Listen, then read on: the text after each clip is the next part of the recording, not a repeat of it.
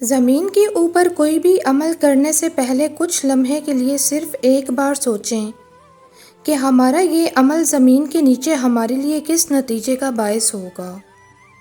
ہم باہر کی جتنی بھی جنگیں لڑ لیں، اپنے اندر کی جنگ سے ہار جاتے ہیں، اور یہ ہار اتنی بری ہوتی ہے کہ ہم خود کو سمیٹتے سمیٹتے بکھرتے جاتے ہیں۔ جو کوئی اہل جنت کا لباس پہننے کا ارادہ رکھتا ہے، اسے چاہیے کہ وہ دنیا میں حرام لباس سے دور رہے۔ تمہاری روتی آنکھوں نے جو شکوے کیے ہیں وہ اللہ نے سنے ہیں۔ بہترین صبر وہ ہے جس میں لوگوں سے شکایات نہیں کی جاتی۔ جنہیں آپ کی تکلیف کا احساس نہ ہو، انہیں اپنی تکلیف کا احساس دلانے کی بھی تکلیف نہیں کرنی چاہیے۔ نماز سے دوستی کر لو، یقین مانو یہ وہ دوست ہے جو جنت تک کا ساتھ نبھاتی ہے۔ صدقے کی آسان صورت۔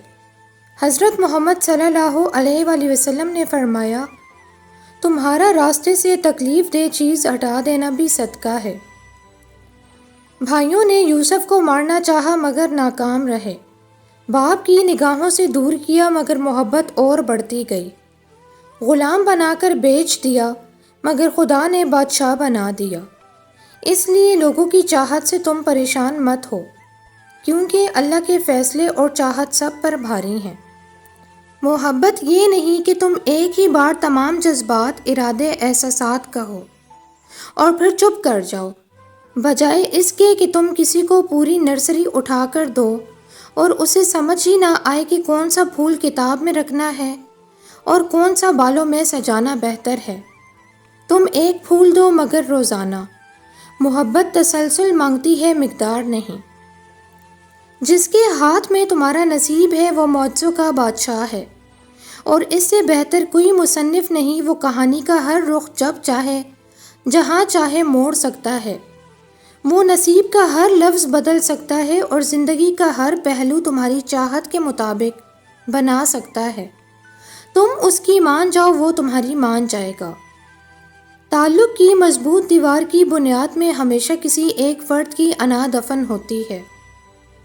آپ کو کیا لگتا ہے آپ کے مرنے کے بعد آپ کے رشتہ دار، آپ کے دوست، آپ کی اولاد، آپ کے بہن بھائی قرآن پڑھ پڑھ کے آپ کو بخشیں گے؟ یہ افراتفری کا دور ہے، یہاں لوگ زندوں کو بھولے بیٹھے ہیں۔ مرنے کے بعد کون کیا یاد رکھے گا؟ اپنی آخرت کی فکر خود کریں، اپنے لیے قرآن خود پڑھیں۔ یہی عقل مندی ہے، اور اپنے ہاتھ سے صدقہ خیرات کر کے رخصت ہوں۔ سب آپ سے بہتر ہیں، آپ سب سے بہتر ہیں۔ لفظوں کا چھوٹا سا ہیر پھیر اور دیکھیں کیسے عاجزی تکبر میں بدل گئی۔ بہت کچھ سنجیدہ نہیں چل رہا، تبھی تو بہت کچھ مذاق بن کے رہ گیا ہے۔ انسان جس یقین سے انسانوں سے مانگتا ہے، اگر اسی یقین سے اللہ سے مانگے تو اللہ اس کی ہر حاجت پوری کر دے۔ بات ساری ایمان و یقین کی ہے۔ رویے کو تبدیل کر دینا بہترین معذرت ہے۔ ضبط دریا کا بھی بہت دیکھا ہے ہم نے، بوجھ پڑتے ہی کناروں سے الجھ پڑتا ہے۔ مسکرائیں تاکہ مسائل حل ہوں، خاموش رہیں تاکہ مسائل پیدا ہی نہ ہوں۔ عبادت صرف جائے نماز پر ہی نہیں، یہ میٹھی زبان سے، اچھے الفاظ سے اور خوبصورت رویوں سے بھی ہوتی ہے۔ بد کردار دوسروں کے کردار کو اور بے ایمان دوسروں کے ایمان کو ہمیشہ شک کی نگاہ سے دیکھتے ہیں۔ دنیا کا کوئی شخص جاہل نہیں ہوتا، ہر شخص سے کچھ نہ کچھ ضرور سیکھا جا سکتا ہے۔ چپ رہنے کا ایک مطلب یہ بھی ہے کہ آپ سچ بتانا نہیں چاہتے اور جھوٹ بولنا نہیں چاہتے۔ انسان جو چاہتا ہے کرنے سے قاصر ہے، اللہ جو چاہتا ہے کرنے پر قادر ہے، تو قاصر پر نہیں قادر پر توکل رکھیں۔ غرور اور غفلت کا نشہ شراب سے بھی زیادہ ہوتا ہے۔ جو اس نشے میں مبتلا ہو جاتا ہے وہ جلدی ہوش میں نہیں آتا۔ حضرت علی رضی اللہ عنہ۔ انسان اپنے نفس کا بھی مالک نہیں، اور وہ اس زمین کا مالک بنتا ہے جس پہ وہ کھڑا ہوتا ہے۔ جو لوگ دنیاوی آسائشوں سے محروم ہیں وہ اطمینان سے صراط مستقیم کو عبور کر لیں گے، لیکن جو لوگ دنیا سے دل لگائے ہوئے ہیں وہ صحیح اور سالم نہیں گزر سکیں گے اور پہلے ہی لمحے جہنم کی کھائی میں گر جائیں گے۔ بھرا ہوا پیٹ ذہن کو کام کرنے سے روکتا ہے، بالکل اسی طرح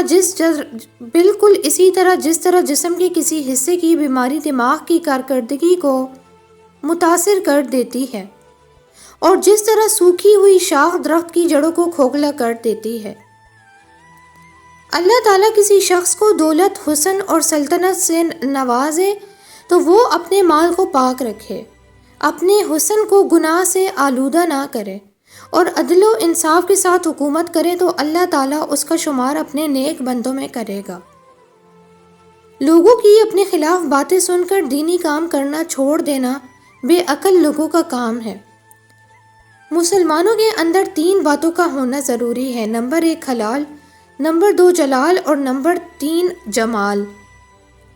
بندہ جب تک فرض کو پورا نہیں کر لیتا تب تک نفل کام میں مصروف نہ ہو۔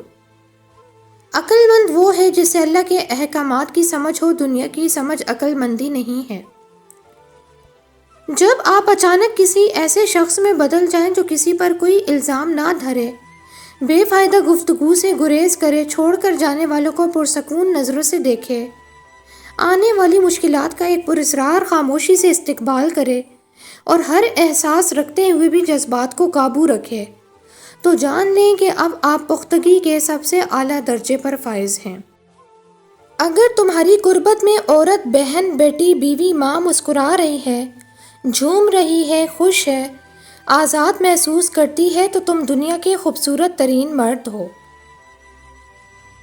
ایک عورت کا پسندیدہ ہار گر گیا تو ان کے شوہر نے ساری رات ہار کو تلاش کروانے میں گزار دی تاکہ ان کی بیوی ہار کے گم ہونے کی وجہ سے غمگین نہ ہو، اور وہ شوہر حضرت محمد صلی اللہ علیہ وآلہ وسلم تھے۔ لوگوں سے محبتیں کب تک نبھائیں گے؟ آخر تھک جائیں گے۔ اللہ سے محبت نبھائیں، زندگی تھوڑی مشکل ہی سہی، اپنی موت اور آخرت کو آسان بنائیں، خود کو نفس المطمئنہ بنائیں۔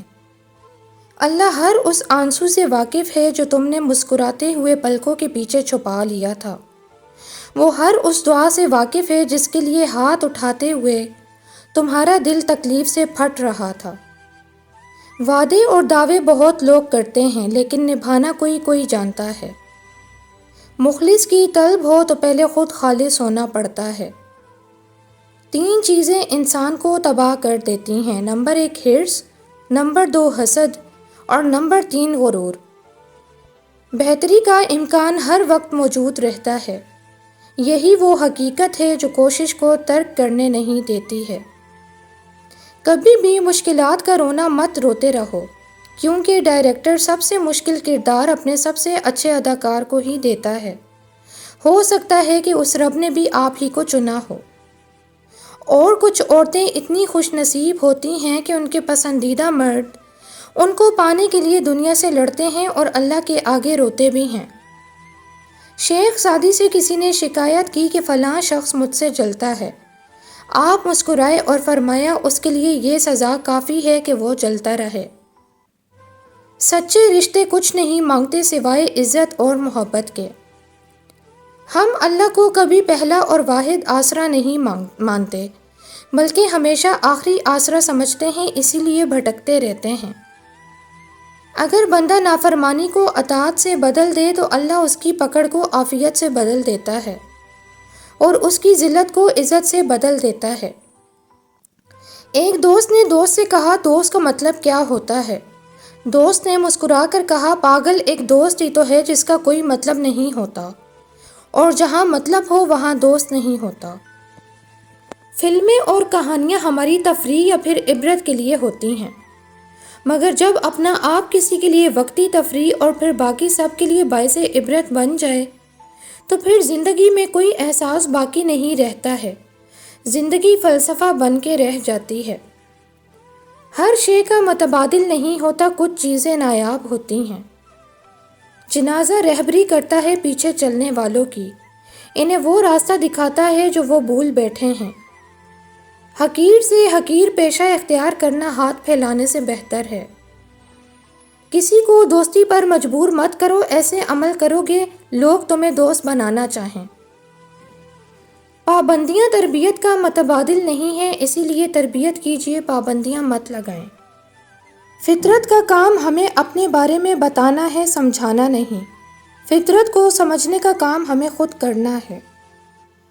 کبھی کبھی اپنی حیثیت سے بڑھ کر دیکھے گئے خواب آپ کے لیے ایسے ناسور بن جاتے ہیں جو زندگی بھر تکلیف کا باعث بنتے ہیں۔